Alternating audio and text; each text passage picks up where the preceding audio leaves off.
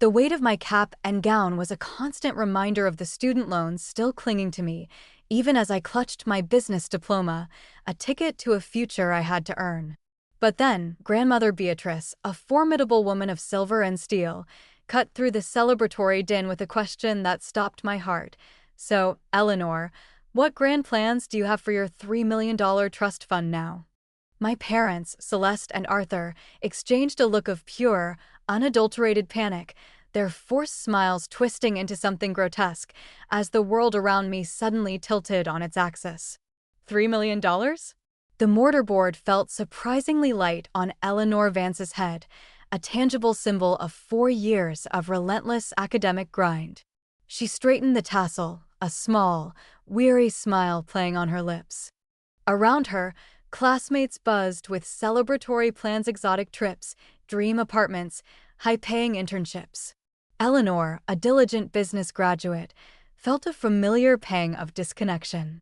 Her own reality was less glamorous, a mountain of student debt, a meager savings account, and a modest hospitality management job already lined up, a necessity rather than a choice. But today, she'd allow herself this brief, unburdened joy, a fleeting moment of victory before diving back into the practicalities of a life she was determined to build from scratch. Her gaze swept through the throng of proud families, finally landing on her own. Celeste, her mother, a vision in an expensive silk dress, waved enthusiastically, a practiced smile plastered across her face. Beside her, Arthur, her father, a man perpetually chasing his next big idea, puffed out his chest, radiating an air of self-importance that Eleanor had long learned to ignore. They projected an image of effortless success, a stark contrast to the whispered anxieties about their finances that sometimes seeped into Eleanor's periphery. She offered them a genuine smile back, pushing aside the faint unease. Just as the ceremony wound down, a ripple of quiet murmuring spread through their section. A figure emerged, making her way with unhurried grace, her silver hair perfectly coiffed, her tailored suit exuding an aura of undeniable power.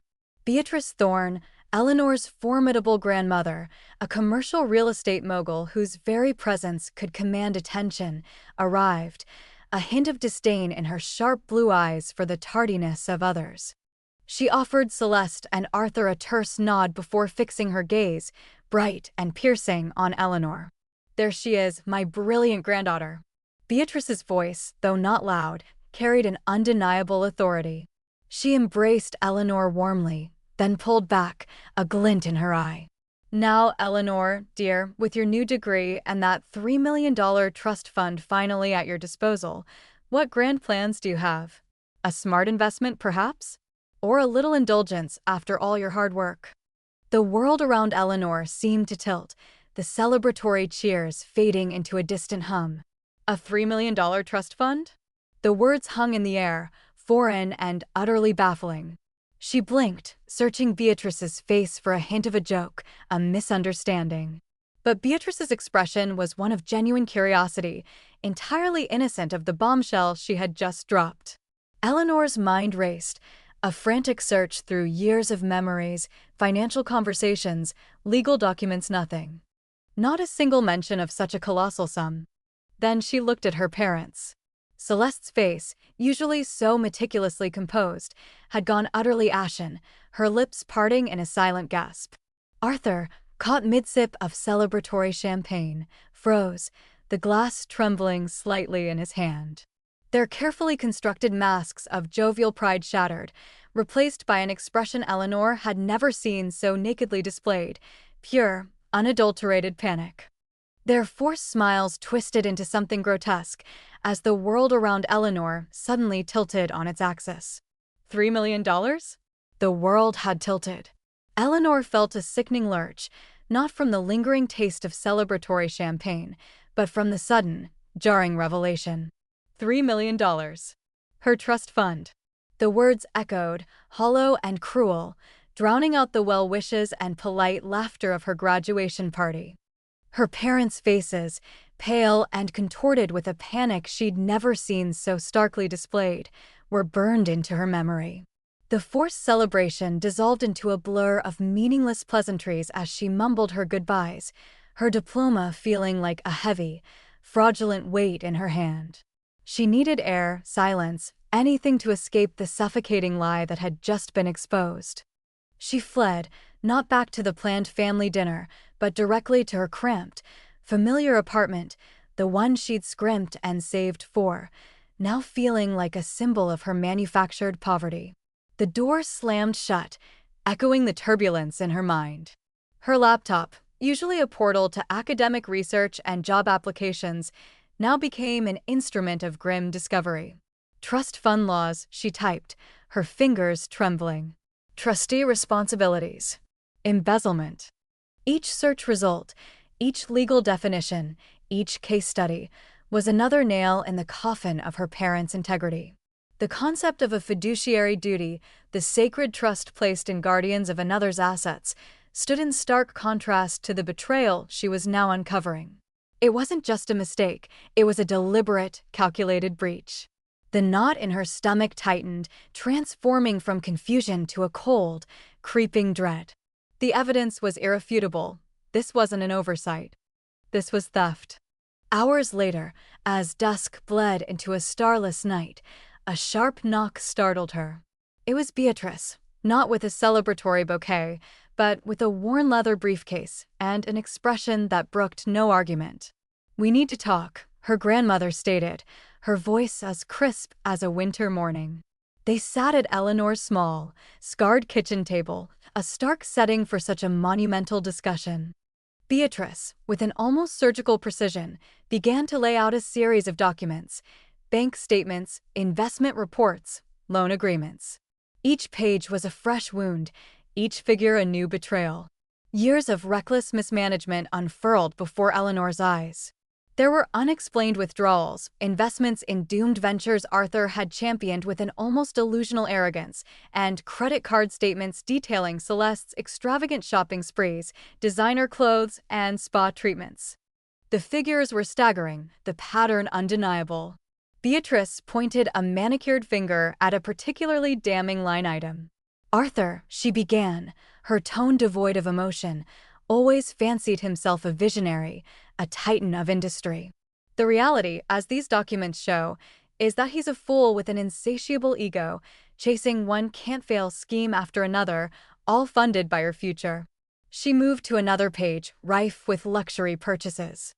"And Celeste," Beatrice continued, a hint of disdain in her voice, "could never escape the shadow of her own humble beginnings. She uses money as a shield, a prop for a life she believes she deserves, yet is utterly incapable of sustaining. Every expensive dress, every unnecessary vacation, was paid for with the inheritance meant for your education, your independence." Eleanor felt a wave of nausea, followed by a burning indignation. Her parents hadn't just mismanaged her money, they had consumed it, feeding their own selfish desires and delusions of grandeur. The initial shock had drained away, replaced by a searing, metallic taste of betrayal. Her hands, which had trembled earlier, were now steady, clenched into fists beneath the table. The tears that threatened earlier had solidified into ice in her veins. Justice, she realized, was no longer enough. This wasn't about simply getting her money back, it was about exacting a cost, a reckoning for the years of lies, the manufactured poverty she had endured while they luxuriated on her stolen future. This was about cold, calculated revenge. Beatrice, sensing the profound shift in her granddaughter, nodded slowly. "Good," she murmured, her eyes meeting Eleanor's with a shared, fierce understanding. "Justice is for the weak. We pursue retribution. I've already contacted Evelyn Reed, my attorney. We move forward tomorrow. Full force. No mercy." The words hung in the air, a silent vow, cementing a terrifying, exhilarating alliance. Eleanor, her heart now a hardened stone, felt a grim satisfaction. Her naive trust had died. In its place, a formidable strategist was beginning to awaken. The game had truly begun. The legal maelstrom Beatrice promised descended swift and mercilessly. Within days, Evelyn Reed, a woman whose calm demeanor belied a steel-trap mind, had filed an emergency injunction. Arthur and Celeste Vance's carefully constructed world of debt-fueled luxury and aspirational pretense shattered as their assets were frozen, their credit lines locked, and a demand for a full, immediate accounting of Eleanor's trust fund landed on their doorstep. Panic morphed into theatrical outrage. Arthur, red-faced and sputtering, accused Beatrice of a malicious family vendetta, while Celeste, tearful and histrionic, played the victim, lamenting the cruelties inflicted by the powerful matriarch. Their calls to Eleanor went unanswered, each unanswered ring fueling a dangerous mix of desperation and self-righteous indignation. They quickly secured their own legal counsel, a slick, expensive attorney named Sterling Finch, whose primary tactic seemed to be obfuscation. Finch attempted to frame Arthur and Celeste's actions as unfortunate mismanagement, driven by a misguided paternalistic desire to invest Eleanor's future, claiming their intentions were always benevolent, if perhaps financially unsound. He painted Eleanor as a young woman easily swayed by her grandmother's manipulative influence, an innocent pawn in a bitter family feud. The absurdity of it all was galling. Eleanor, sitting beside Evelyn, listened to their lawyer's honeyed lies, a cold contempt simmering beneath her composed exterior. She had seen their benevolence firsthand, manifested in her student loan debt while they vacationed in the Caribbean. Evelyn, however, was not swayed by theatrics. She moved with quiet, relentless efficiency, systematically issuing subpoenas for years of bank statements, investment portfolios, credit card records, and communications. The sheer volume of documents was staggering, a testament to Arthur's financial recklessness and Celeste's insatiable desire for designer labels and exclusive club memberships. Each fresh stack of papers arriving at Evelyn's office seemed to further highlight the blatant misuse of funds, every transaction a new wound to Eleanor's sense of justice. She spent hours poring over spreadsheets, seeing not just numbers, but the vanished opportunities, the forfeited peace of mind, the deferred dreams that had been hers. The critical turning point came not from a bank record, but from an unexpected source: Eleanor's aunt, Sarah Vance. Sarah, Celeste's younger sister, had always been the quiet observer, often privy to Celeste's superficial boasting. Heartbroken by her sister's duplicity and the devastation wrought upon Eleanor, Sarah wrestled with her conscience for days. The betrayal of her niece felt too profound to ignore. She eventually reached out to Evelyn, tentatively at first, then with resolute conviction, providing a trove of irrefutable text messages from Celeste. The messages were a horrifying tableau of Celeste's true character. In one, dated shortly after Eleanor started college, Celeste bragged to a friend, "Arthur's latest venture flopped again, but who cares? We just dipped into Eleanor's little trust fund for that new Mercedes. She won't miss it, she's so busy with her books." Another read, "Just bought that incredible diamond pendant. Had to pull from the future's nest egg again. Honestly, who needs 3 million sitting around? It's practically collecting dust for a girl who buys her clothes secondhand." The texts revealed Celeste's explicit, undeniable knowledge of the trust fund, her deliberate concealment, and a callous disregard that transcended mere irresponsibility, venturing deep into outright contempt for her daughter's financial well-being. The casual cruelty of using the phrase "Maggie's money" from an earlier conversation with a friend, as if Eleanor's very identity was secondary to the cash, was particularly sickening. The revelation of these texts was a devastating blow to Arthur and Celeste's defense. Finch, confronted with the digital paper trail of undeniable malice, could no longer maintain the facade of benevolent mismanagement. The case instantly shifted, morphing from a civil dispute over financial impropriety to an undeniable, egregious act of fraud. Eleanor felt a chilling jolt of satisfaction. This wasn't just about recovering money anymore. It was about exposing the rotten core of their characters, laid bare for the world, and eventually, the courts, to see. The game, indeed, had taken a very serious turn. The overwhelming tide of evidence, meticulously marshaled by Evelyn Reed and the damning text messages from Sarah, left Arthur and Celeste Vance's defense utterly threadbare. Their attorney, A slick but ultimately outmaneuvered figure advised immediate capitulation. There was no escaping the fraud charges, no explaining away the years of lavish spending built on Eleanor's stolen future. The settlement, presented to Eleanor in a sterile conference room, was a partial victory. They agreed to a repayment plan for a fraction of the stolen principal, with a modest interest rate, a concession to avoid harsher criminal penalties and further public humiliation.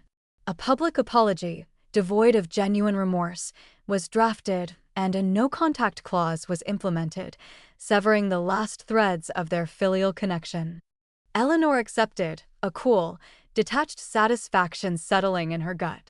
This wasn't the end, merely the first strategic retreat in a war she was determined to win completely.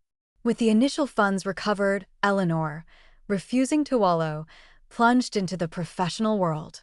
She secured a promising position in hospitality management, applying her sharp mind to the intricate logistics of luxury events.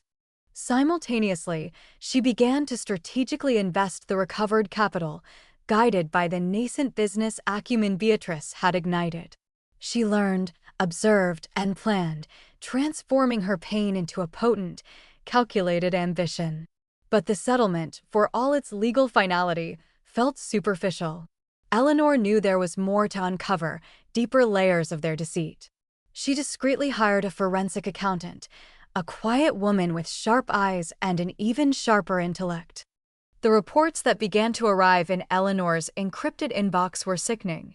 Bribes to silence wary business partners, abysmal investments that evaporated millions, and the casual, habitual use of her trust fund as their personal ATM, not for emergencies, but for luxury cars, exotic vacations, and Celeste's endless pursuit of fleeting social status. Arthur's entrepreneurial ventures were a parade of failures, each one funded by Eleanor's stolen future, while Celeste's philanthropic endeavors were thinly veiled excuses for extravagant parties and designer wardrobes.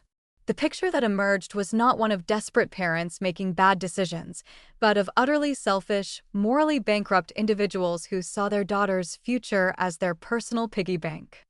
The cold fury that had been simmering within Eleanor solidified into an unwavering resolve. Justice, for her, now meant total obliteration of their carefully constructed facade. She began to write. Under her own name, Eleanor Vance, she launched a blog. It wasn't a rant. It was a meticulous, chillingly detailed account of her parents' betrayal. She included screenshots of the forensic accountant's findings, redacted court documents, even excerpts from the public apology that felt hollow and insincere. She wrote with a clinical precision, laying bare every lie, every stolen dollar, every instance of their calculated cruelty. The blog went viral. The story of the diligent graduate whose parents stole her multi-million-dollar trust fund captivated the public. Media outlets picked it up, reprinting her searing posts, fueling a firestorm of outrage. Arthur Vance, already teetering on the edge of professional credibility, was summarily fired from his middling executive position, his reputation irrevocably stained. Celeste, once a fixture at local social events, found herself ostracized, her calls unanswered, her invitations vanished. The Vances, their illusion of prosperity shattered, plunged into financial ruin. Their ostentatious home, a symbol of their stolen wealth, was sold off to cover mounting debts. Celeste, stripped of her social standing and her ability to maintain appearances, was forced to take a humiliatingly menial job as a receptionist in a medical office, her once manicured hands now answering phones and scheduling appointments. Eleanor watched it all unfold from a distance, a cold, unyielding satisfaction growing within her. This wasn't just justice, it was a reckoning. Years passed, each month bringing a small, humiliating deposit from Arthur and Celeste Vance into Eleanor's account, a constant, niggling reminder of their stolen past and diminished present. For Eleanor, these payments were less about the money and more about the psychological tether, a monthly affirmation of justice served. But for Arthur, the weight of the debt, coupled with the slow decay of his reputation and career, became unbearable.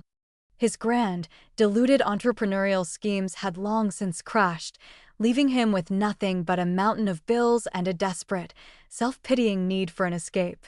He saw only his suffering, never the source. So it was no surprise when, for years after the settlement, a legal notice arrived, informing Eleanor that Arthur Vance had filed for personal bankruptcy, citing undue hardship and petitioning to discharge his outstanding debt to his daughter. Eleanor, now working as a high-level manager in a thriving hospitality firm she'd helped turn around, felt a familiar, cold surge. Undue hardship? The audacity was breathtaking. The courtroom was sterile, hushed. Eleanor sat, impeccably dressed, her posture radiating quiet strength. Across the aisle, Arthur looked older, his face etched with a desperate weariness that still managed to convey a sense of injustice rather than remorse. His lawyer, a harried man who looked like he'd rather be anywhere else, presented Arthur's case with a string of platitudes about unforeseen circumstances and a ruined life. When it was Eleanor's turn, she approached the witness stand with the same calm precision she applied to her business dealings. Under oath, her voice was clear, measured, and devoid of any discernible emotion. She didn't raise her voice, she didn't weep. Instead, she laid out the facts, a meticulous timeline of betrayal. My parents embezzled my $3 million trust fund, she began, her gaze unwavering, a fund meant for my future, for my education, for my security. While I worked multiple jobs to pay for college, accumulating student debt, they used those funds for lavish vacations, for failed speculative investments, and to maintain a lifestyle they could not afford. She described Celeste's new designer handbag purchases, Arthur's absurd business-class flights to pitch doomed ventures, all while she lived on ramen noodles and student loans. Their hardship began the moment they decided their desires superseded their daughter's future. Arthur, unable to meet her gaze, fidgeted, his face paling as Eleanor systematically dismantled his narrative of victimhood. When he took the stand, he mumbled about poor investment choices and mismanagement, carefully avoiding any mention of theft or fraud. He painted himself as a well-meaning but unlucky businessman, trying to protect his family's assets, not steal from his daughter. His voice cracked with self-pity as he described his current financial destitution. The judge, a stern but fair woman, listened intently to both sides. Her eyes, however, seemed to linger on Eleanor, taking in her composure, her sharp intellect, and the brutal clarity of her testimony. She saw through Arthur's flimsy facade of mismanagement to the deliberate malice beneath. Mr. Vance, the judge's voice cut through the air, the court finds your claim of undue hardship without merit in light of the documented fraud perpetrated against your daughter, Ms. Vance. Your actions were not merely mismanagement, they were a deliberate violation of trust and a calculated theft. The debt owed to Eleanor Vance is hereby ruled as restitution for fraud and is explicitly non-dischargeable through bankruptcy. You will continue your payments as stipulated in the original settlement. The gavel strike was a sharp, final blow. Outside the courthouse, the sterile professionalism dissolved into raw, human fury. Arthur, his face contorted with rage and desperation, lunged towards Eleanor. You destroyed us, he spat, his voice hoarse, attracting the attention of passers-by. You ruined my life, your mother's life. Are you happy now, Eleanor? Is this what you wanted? His accusations, steeped in his characteristic refusal to accept responsibility, hung in the frigid air. Eleanor turned to him, her blue eyes colder than the winter sky. There was no triumph in her gaze, no malice, just an absolute, unyielding resolve. You destroyed yourselves, Arthur, she said, her voice a low, steady current. You made your choices. I simply ensured you faced the consequences. She walked away, leaving him trembling and defeated on the courthouse steps. Beatrice, who had observed the entire proceeding from the back of the courtroom, now joined Eleanor on the sidewalk. Her arm linked through her granddaughter's, she squeezed gently. He's a fool, Beatrice stated, her voice calm. But Eleanor, you cannot carry this anger forever. Not for his sake, never for his sake, but for your own. To ensure it doesn't poison the extraordinary success you're destined to build. It wasn't advice for forgiveness, but for release, a pragmatic wisdom Eleanor understood, even if she wasn't ready to embrace it just yet. The debt might be unbreakable, but the chains of anger could still be forged within. A mild stroke left Beatrice Thorne diminished in body, but her mind remained as sharp as a finely honed blade. Confined mostly to her estate, she saw it as a final, urgent opportunity to mold Eleanor, to pass on not just an empire, but the ruthless wisdom needed to wield it. Eleanor, now steeped in Beatrice's world of complex commercial leases, strategic acquisitions, and the art of the deal, absorbed every lesson like parched earth. Her once quiet determination had hardened into an unshakable resolve, her gaze now carrying the same calculating depth that had long defined her grandmother. Eleanor was no longer just reclaiming her stolen future, she was preparing to reshape the very landscape of her parents' lives. One crisp autumn afternoon, Eleanor presented Beatrice with a meticulously researched proposal, the acquisition of a specific commercial building in the city's burgeoning medical district. Beatrice's eyes, though clouded by age, glinted with approval as Eleanor detailed the potential for growth, the strategic location, the tenant retention rates. What Eleanor didn't elaborate on was that the primary tenant, a busy medical practice, was also Celeste Vance's current employer, where her mother dutifully, if unenthusiastically, worked as a receptionist. The irony was a private, delicious satisfaction. Eleanor spearheaded the building's comprehensive renovations with precision, optimizing spaces, upgrading infrastructure, and renegotiating leases.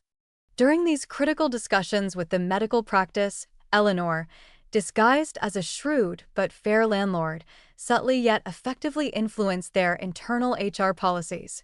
She championed a new merit-based promotion structure, emphasizing internal growth opportunities and employee development.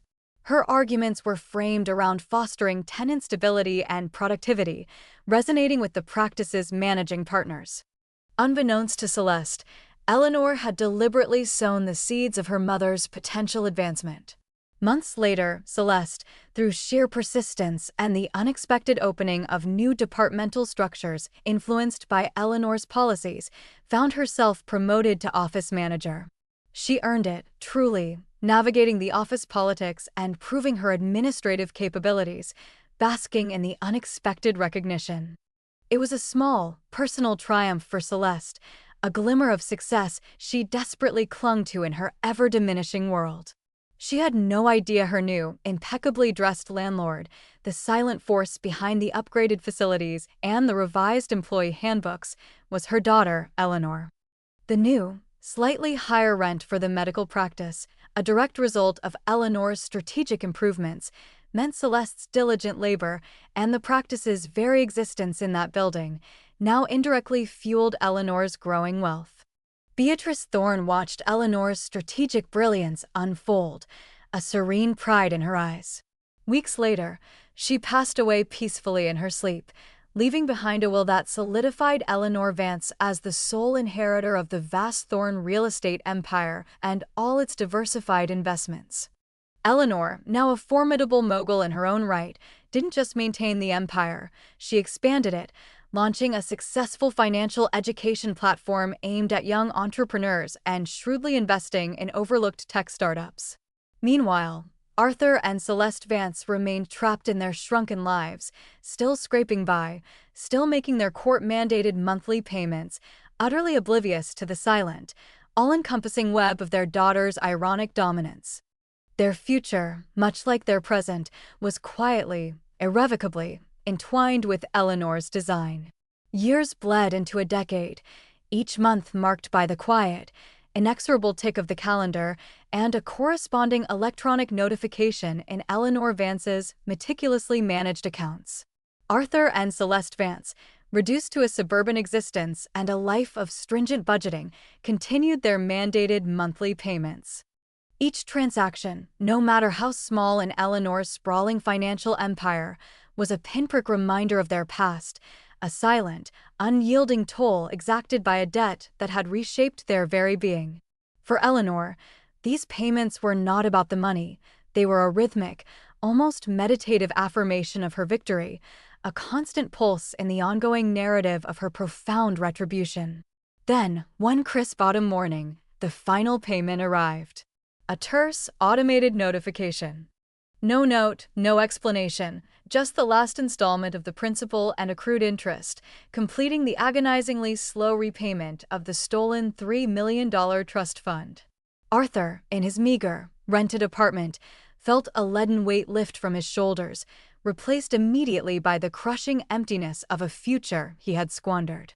He was free of the debt, yet utterly enslaved by the consequences of his ambition and folly. Eleanor, now a name synonymous with innovation and shrewd investment in the commercial real estate world, a respected entrepreneur and a quiet, discerning philanthropist, acknowledged the notification with a clinical nod. Her office, a towering eyrie overlooking the city, pulsed with the quiet hum of power.